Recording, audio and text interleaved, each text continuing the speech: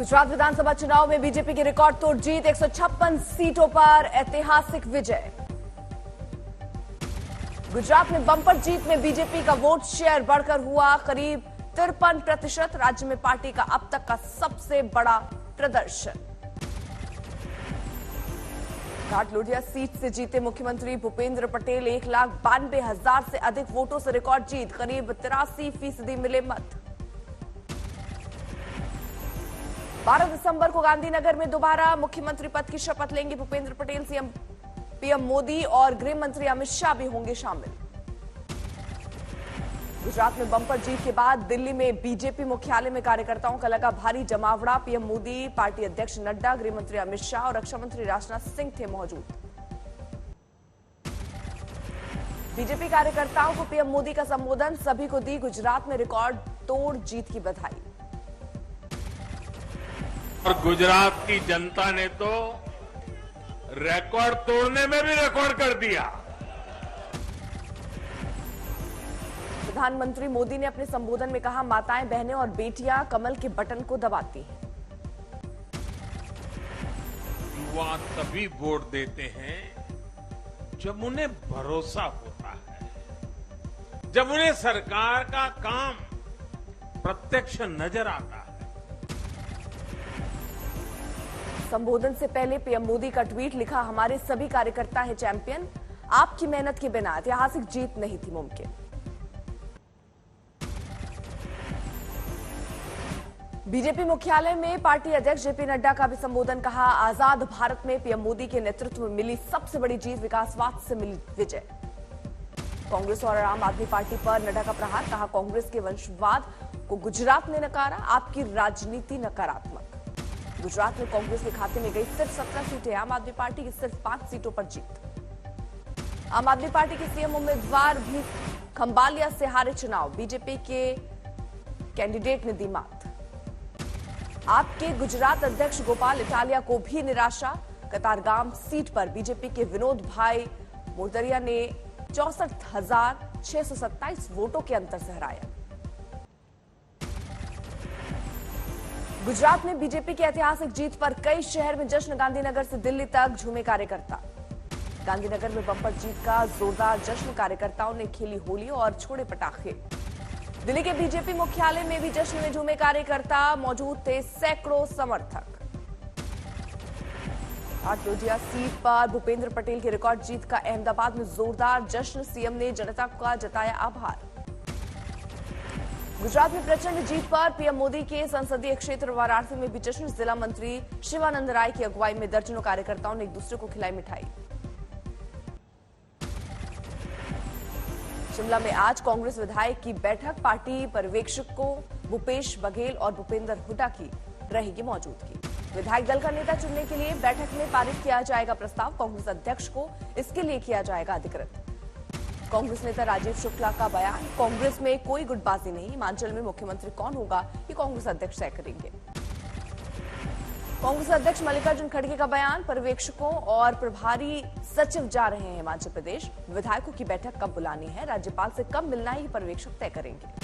सूत्रों के मुताबिक हिमाचल में सीएम की रेस में मुकेश अग्निहोत्री, सुखविंदर सिंह सुक्खू, प्रतिभा सिंह और विक्रमादित्य सिंह रेस में सबसे आगे।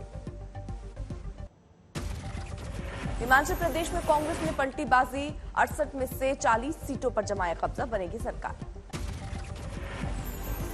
हिमाचल में 5 साल बाद बीजेपी को सत्ता से कांग्रेस ने किया बेदखल, खाते में आई सिर्फ 25 सीटें।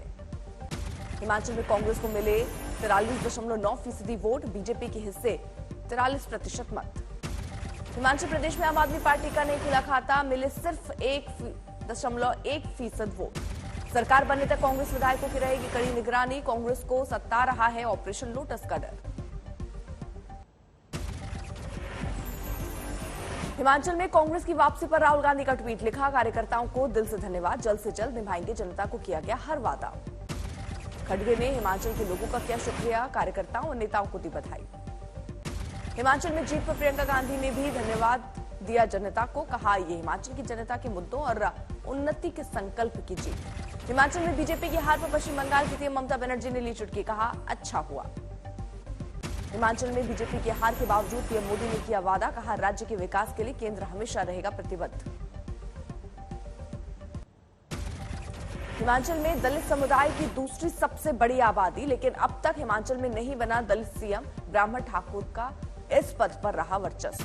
हिमाचल की हार से बीजेपी को लगा झटका। टिकट नहीं मिलने पर बीजेपी के 12 विद्रोहियों ने लड़ा था चुनाव, इनमें से 3 ने हासिल की जीत। मैनपुरी लोकसभा सीट पर उपचुनाव में समाजवादी पार्टी की डिंपल यादव ने मारी बाजी। 2,88,000 के बड़े अंतर से बीजेपी के रघुराज शाक्य को हराया। पत्नी डिंपल की जीत पर बोले अखिलेश यादव, मैनपुरी के मतदाताओं की नेता को सच्ची श्रद्धांजलि, इसने नकारात्मक राजनीति को हराया। बिहार में बुधनी विधानसभा सीट पर उपचुनाव में बीजेपी के केदार प्रसाद गुप्ता की जीत। जेडीयू के उम्मीदवार को हराकर महागठबंधन को दिया बड़ा झटका। यूपी के रामपुर विधानसभा उपचुनाव में बीजेपी की ऐतिहासिक जीत, जबकि खतौली सीट पर आरएलडी उम्मीदवार ने बीजेपी को हराया। राजस्थान के सरदार शहर विधानसभा उपचुनाव में कांग्रेस के अनिल कुमार शर्मा जीते, बीजेपी के प्रत्याशी को हराया। राजस्थान के रणथंभौर नेशनल पार्क में जंगल सफारी पर निकले राहुल गांधी, साथ में मौजूद मां सोनिया गांधी और बहन प्रियंका गांधी। आज सोनिया का है जन्मदिन।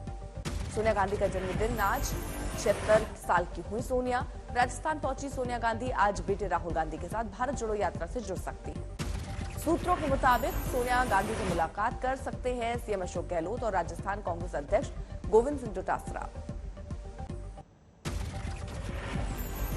ओडिशा के पदमपुर सीट पर बीजेडी की वर्षा सिंह की जीत, बीजेपी के उम्मीदवार को 32,000 वोटों से हराया। छत्तीसगढ़ के भानु प्रतापपुर से कांग्रेस के लिए अच्छी खबर, सावित्री मनोज मांडवी ने बीजेपी के ब्रह्मानंद नेताम को हराया। गोरखपुर में बीजेपी कार्यकर्ताओं ने पार्टी कार्यालय पर बजाए ढोल नगाड़े, कहा 2024 में भी प्रधानमंत्री मोदी के नेतृत्व में केंद्र में सरकार बनेगी। चुनावी नतीजों पर केजरीवाल का कार्यकर्ताओं को संदेश, राष्ट्रीय पार्टी बनने पर दी बधाई। गोवा में 9वें विश्व आयुर्वेद के 4 दिवसीय कार्यक्रम की शुरुआत, 11 दिसंबर को पीएम मोदी होंगे शामिल। 30 देशों के 200 से ज्यादा देश विदेश के प्रतिनिधि कर रहे हैं शिरकत। आज सजेगा एजेंडा आज तक का मंच, 11:15 बजे आएंगे बीजेपी अध्यक्ष जेपी नड्डा। एजेंडा आज तक में कांग्रेस अध्यक्ष मल्लिकार्जुन खड़गे भी पधारेंगे, कैसी होगी वापसी पर चर्चा। एजेंडा आज तक में 12:30 बजे पधारेंगे केंद्रीय मंत्री नितिन गडकरी, विकास का एक्सप्रेसवे विषय पर होगा बातचीत। एजेंडा आज तक में मशहूर अभिनेत्री काजोल, हुमा कुरैशी, आयुष्मान खुराना से भी होगी चर्चा। अखिलेश यादव, जयंत सिन्हा, पंजाब के सीएम भगवंत मान, मनोज तिवारी, रवि किशन, दिनेश लाल यादव उर्फ नरोआ भी बनेंगे एजेंडा आज तक का हिस्सा।